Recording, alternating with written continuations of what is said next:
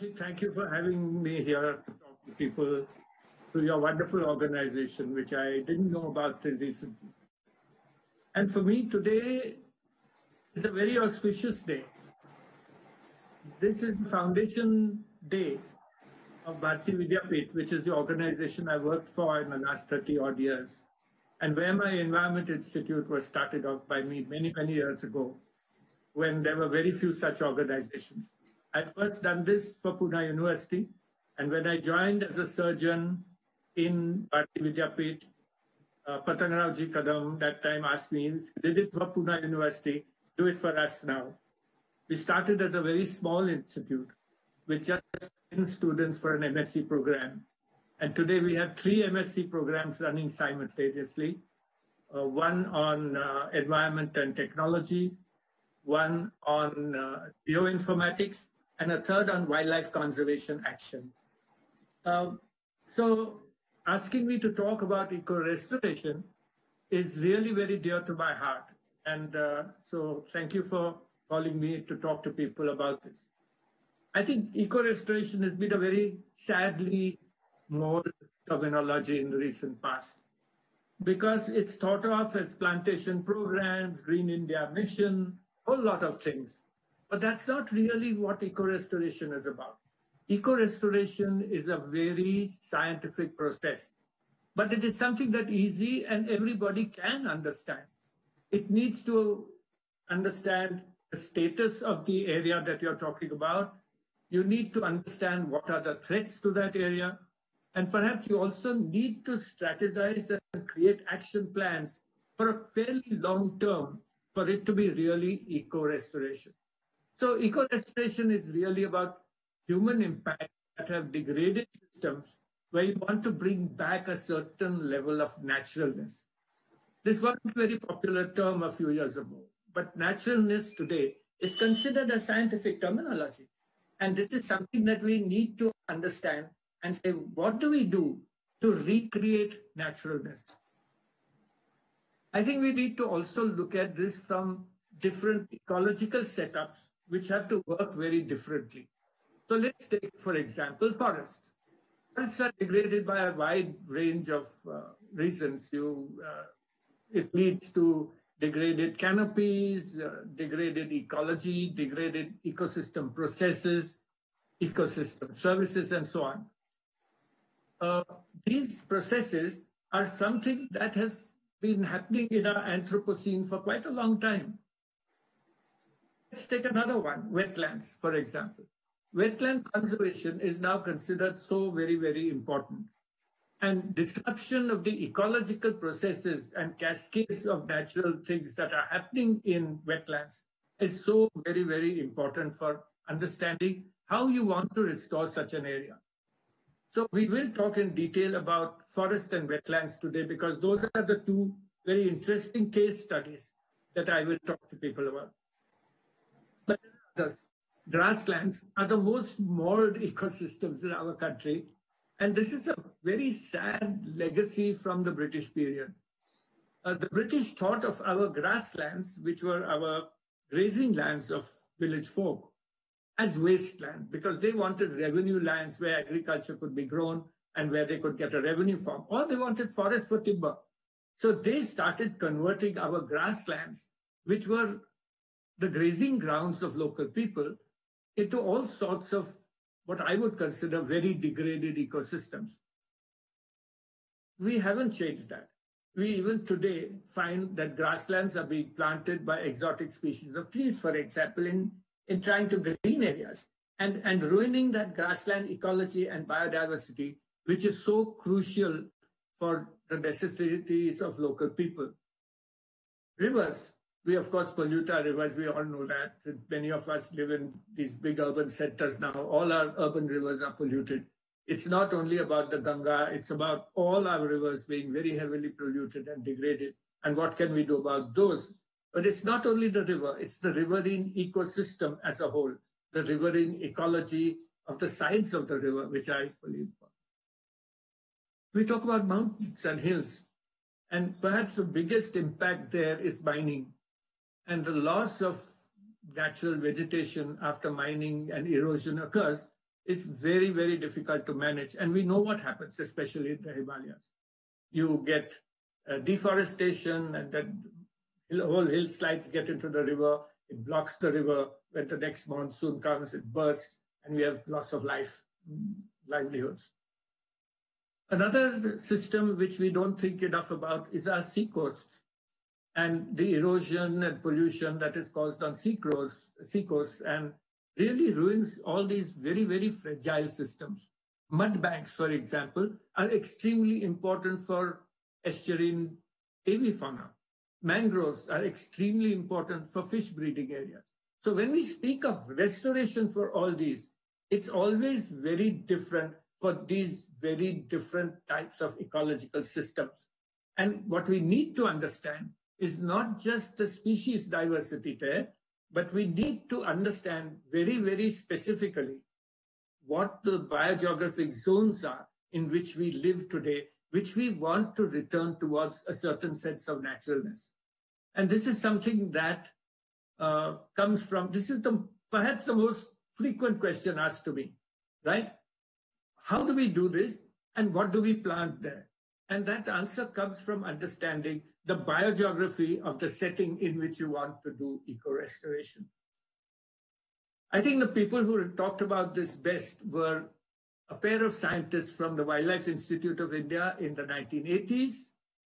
One was both were very close friends of mine, Alan Rogers or W.A. Rogers, who came from FAO to the Wildlife Institute, but knew so much about biogeography and how India should look at its biogeography at the landscape level.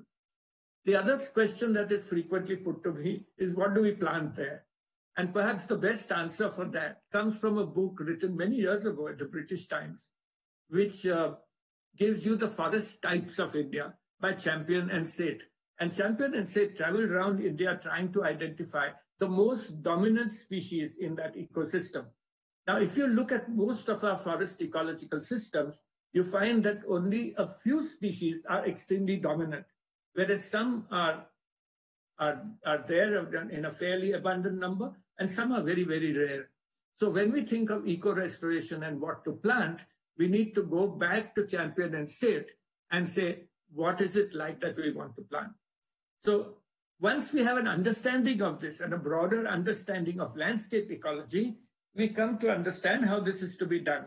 And I don't know if I'll be able to show you this.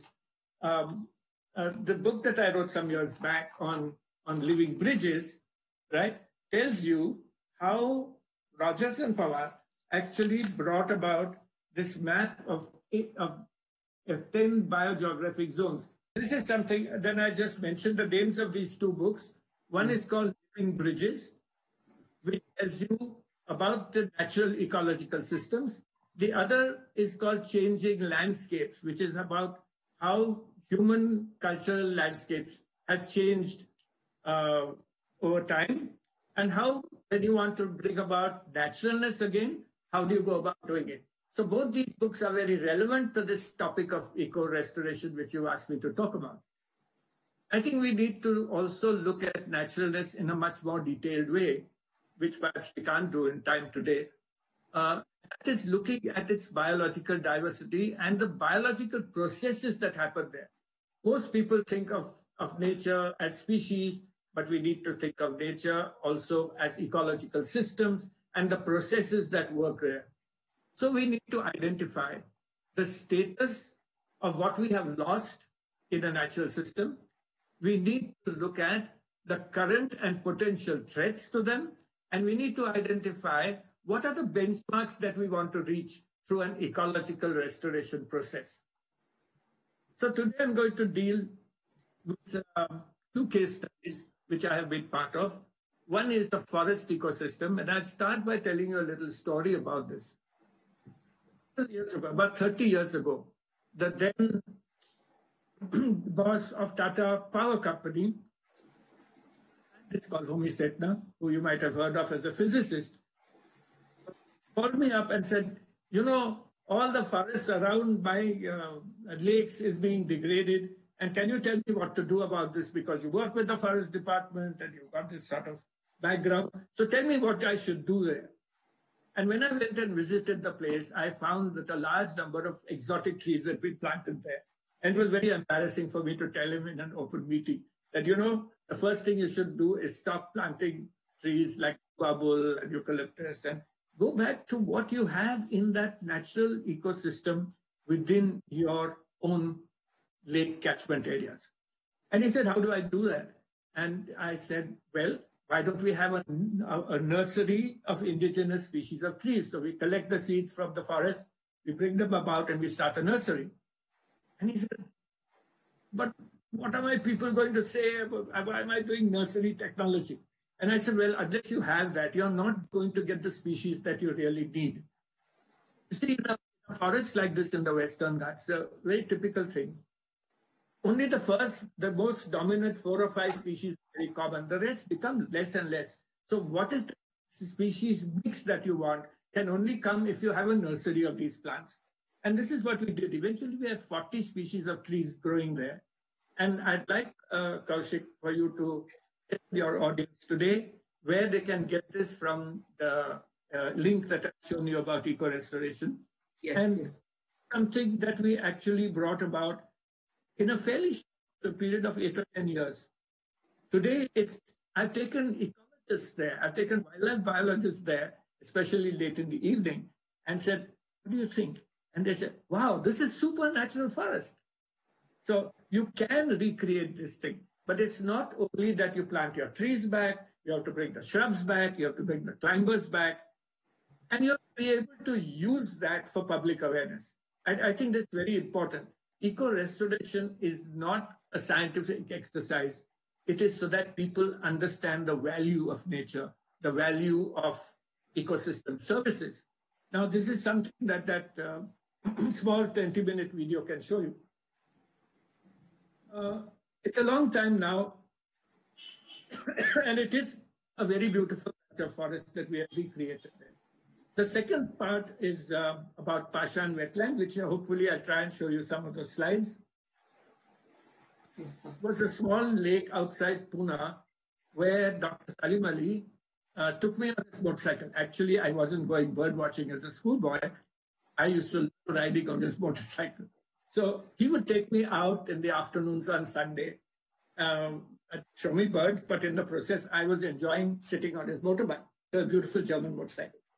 This was in the 1950s, and Pashan was a brilliant place. It was full of bird life, and it was, of course, there was no urbanization around that lake in those days. By 2006-07, this was a very heavily degraded aquatic ecosystem, and the then municipal commissioner thought it's terrible. There's no water in this lake. 2/3 of it is dry terrestrial landscape. It's overgrazed. There are trucks being washed there. Tell me what to do about this. And I wrote a 2-page note and gave it to the municipal commissioner. I thought nothing will come of this. Honestly, I never thought something will work. But at that time, JNN-URM was just starting, and he put a JNN-URM project based on that 2-page note. And they accepted that this would become an eco-restoration program. It took 5 years. And this was something which was very difficult for us to do.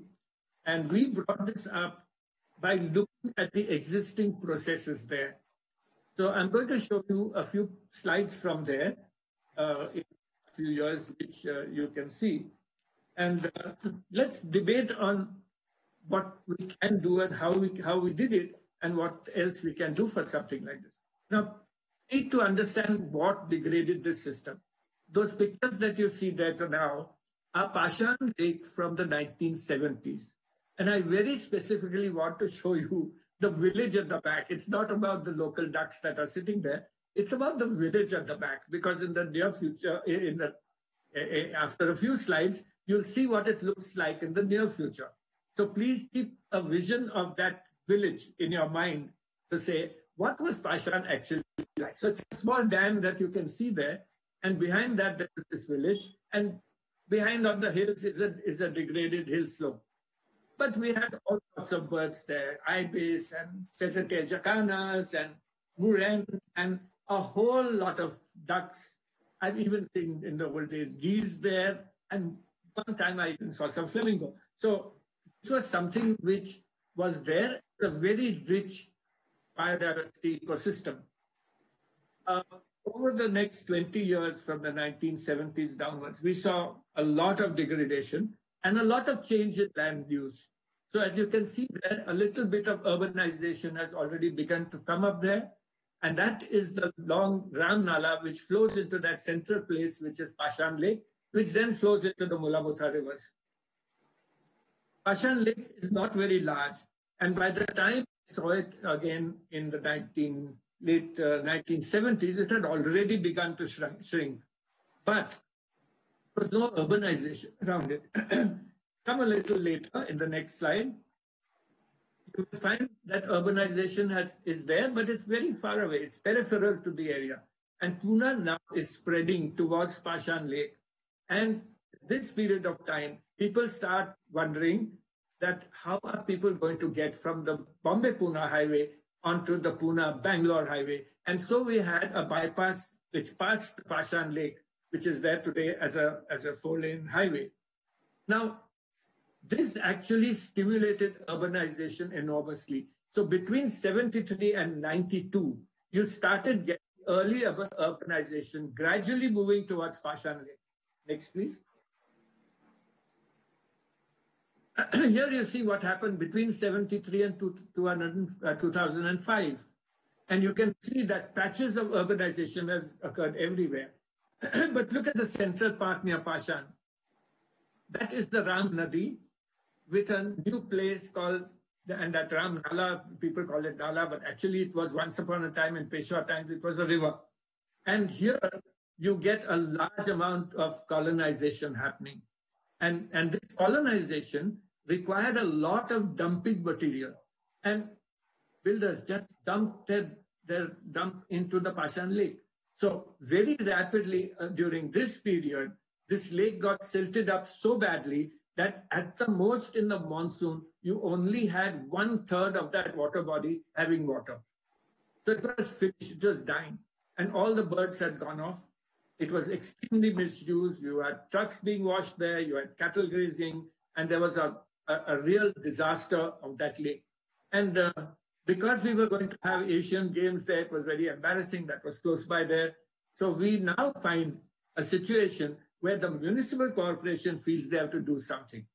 And so JNN funding was used for this, and the urbanization by 2011 looks like this. And today it's even much worse. It's just one big red splash. So you can see how urbanization changes. But what was very important to look at is what was happening there. And by 2007, one started feeling that, oh, we have got to do something about this. So can you show us the next one, please? So this was the early effort that we had, and this was done by 2007. I had made this little note, and we said, desilt the lake. There was a lot of controversy over this. Oh, how will you desilt? So I said, we have to empty it first. So they said, empty the lake, and what happens if next year there's no monsoon? I said, that's too bad, but if you want more water to be held in that lake, you'll have to, at some point in time, you have to take a very risky decision. You can see behind in 2007, there is a road and you can see 2 jeeps. Today it is a big highway. And that is the area which all the silt that we took out from here was deposited, and an afforestation program was done in the way I told you we did for Tatas. So next one. In the next slide, you can see, so this is the input of the lake. And in the next slide, we started this kind of removal of the ipomia and removal of the silt. Now, at some point in time, the municipal commissioner had phoned me and said, Doc, what am I supposed to do with all these tons of silt that's coming out? I said, you're the commissioner, you find a place to dump it. And he, well, I'm not an ecologist, and you better tell me what to do. And so I suggested something which most ecologists know, that if you have islands in an aquatic ecosystem, a lot of the bird life will settle down on those islands. So I said, let's make a couple of islands there and see whether that works in future. So in 2007, we really started in earnest trying to do a really good wetland ecosystem related ecological system. By the late 2007, in the first monsoon, this is what it looks like. And you can see the islands already being developed in October 2007. And so we find that there's some water, but the rest of it is all still dry.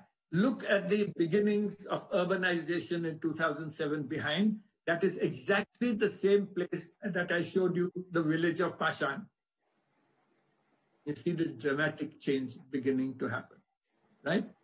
So at the periphery, part of this we dumped on the periphery, which we afforested using mostly local species, but we also found that making this island was a very tricky business because in the next monsoon, it could very easily roll back into the water. Please. So in the dry season, it looked like this. So it became one grassland. Actually, I used to encourage people from grazing their cattle there because it was lovely grass. But this is what it looked like in the dry part of 2007 in winter.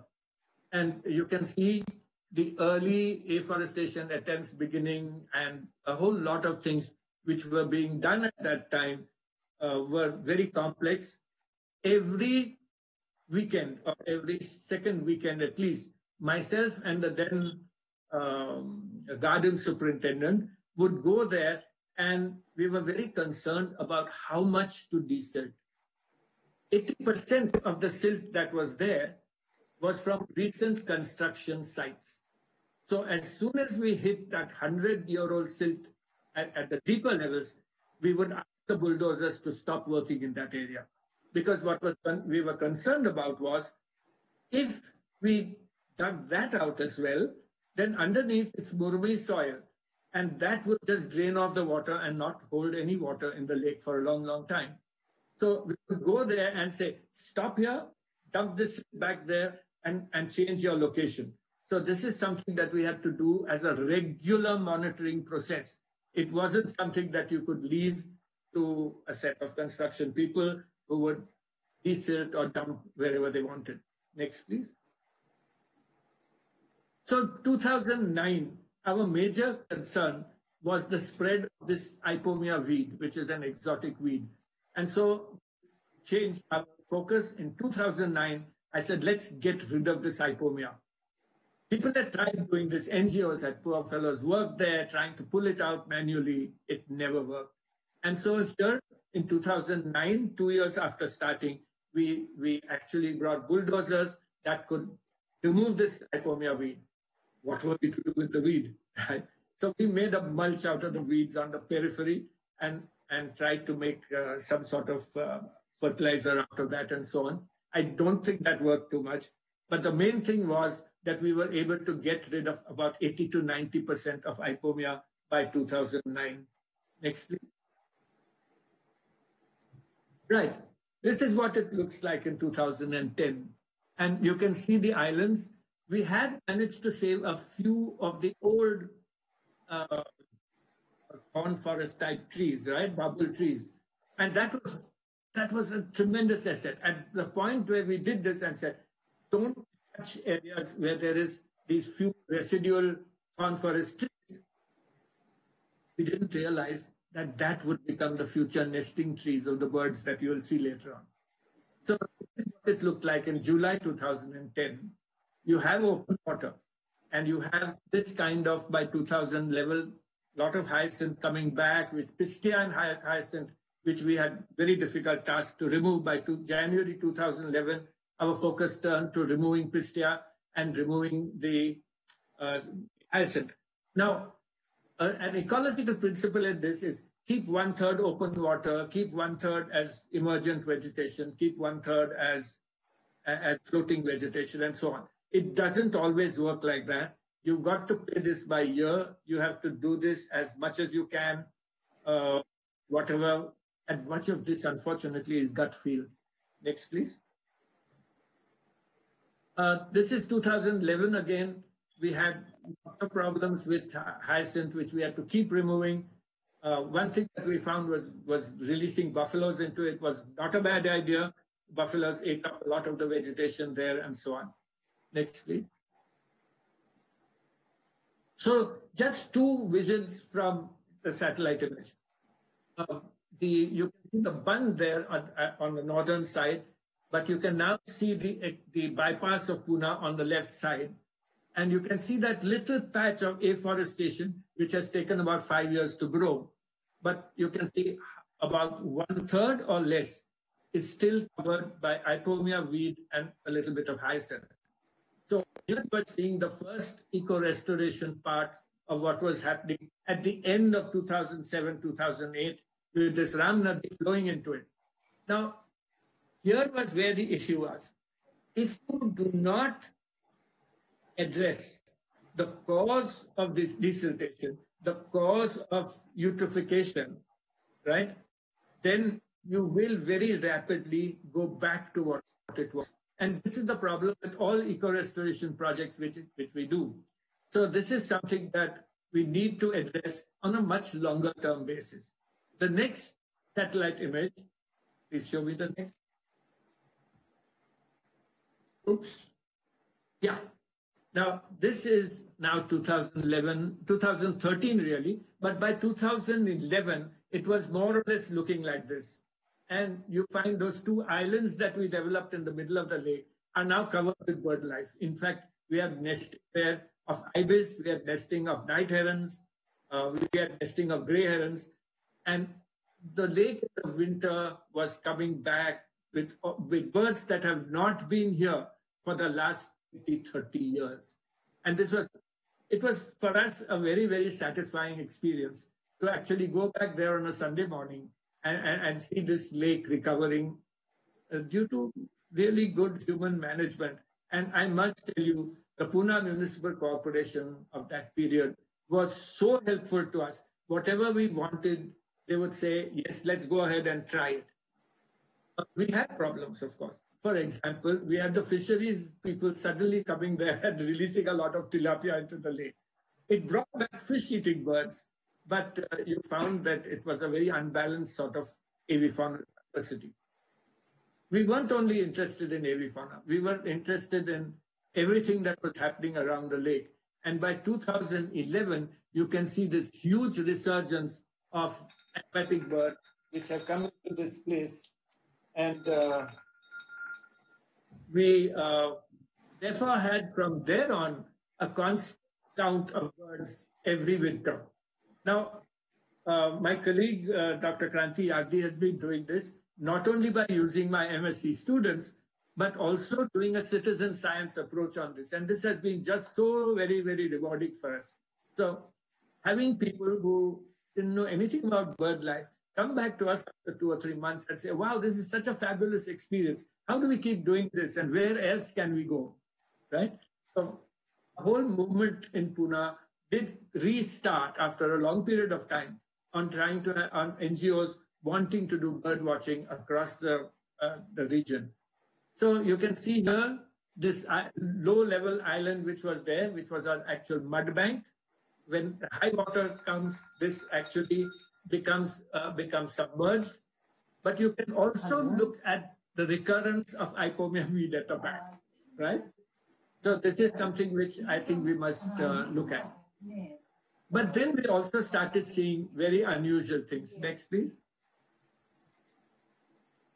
Okay, here you have white neck stork or woolly neck stork actually forming a nesting site on a tower 300 meters away from the lake. So a lot of people actually complained about this, and we had to say, no, just leave them for a few months.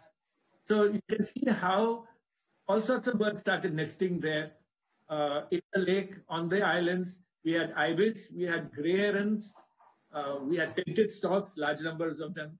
And so this whole ecosystem was coming back to what it was in the past. Next, please. Yeah. By now you can see what has happened about urbanization around this lake, right?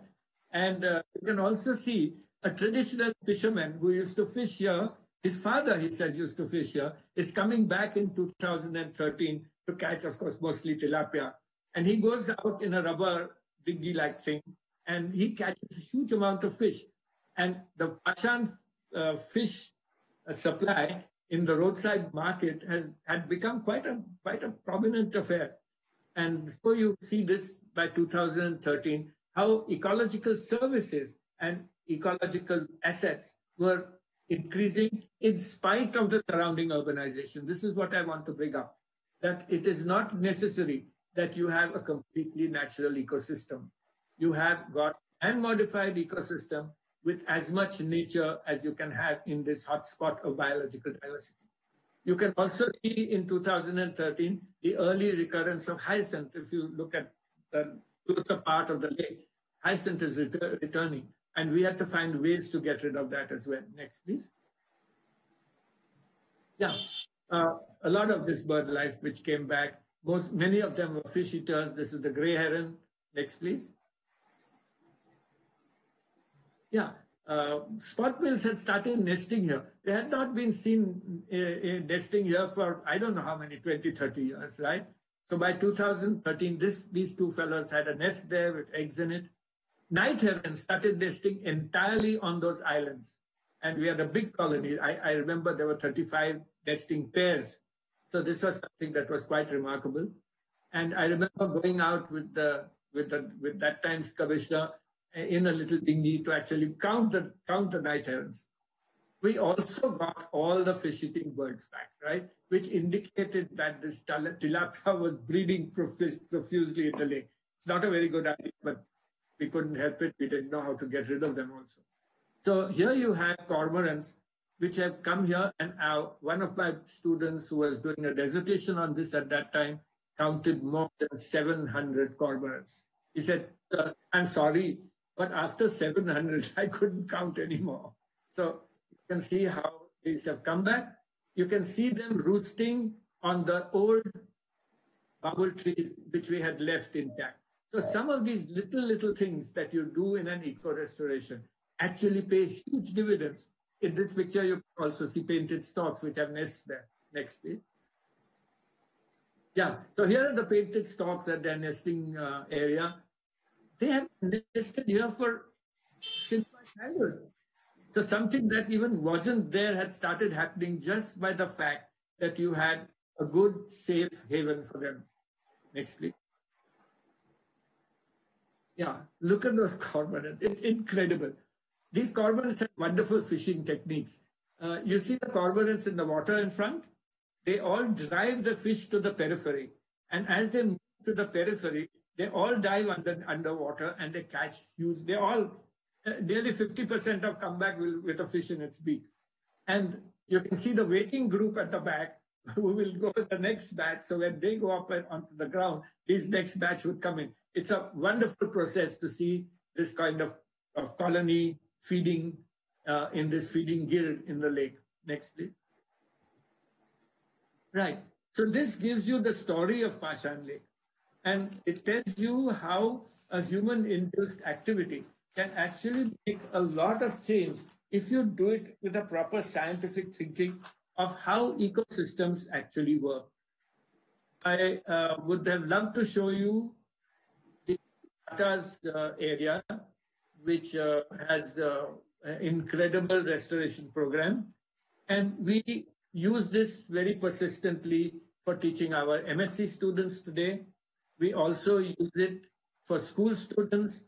And if you look at that eco-restoration small 20-minute film that I have, we find that a very good thing that has emerged from that is how do we teach our students what is called experiential learning?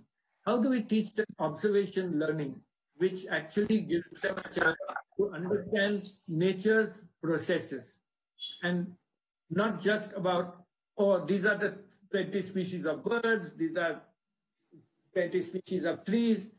This is not what we want to talk to them about. What we want to talk to them is about how you look at an ecosystem and how you can use that as a nature trail.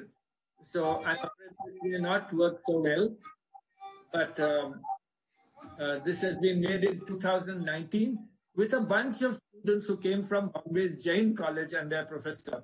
They are management students, never seen what a natural ecosystem looks like. And to them, this was a revealing experience. So many of these kids have written back to me saying, what a wonderful experience they've had.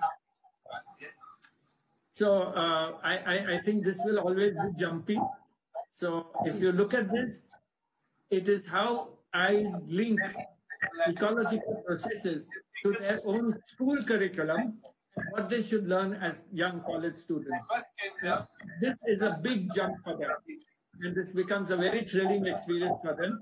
It shows them and we allow them to discover nature there on their own, and this comes back with a huge aha. So I think with this, Kaushik, I think if they actually look at this video as a whole, it's a thrilling exercise. So, thank you very much, Kaushik. Is there something you would like me to add? Is there anybody wanting to ask me some questions? I'm right here.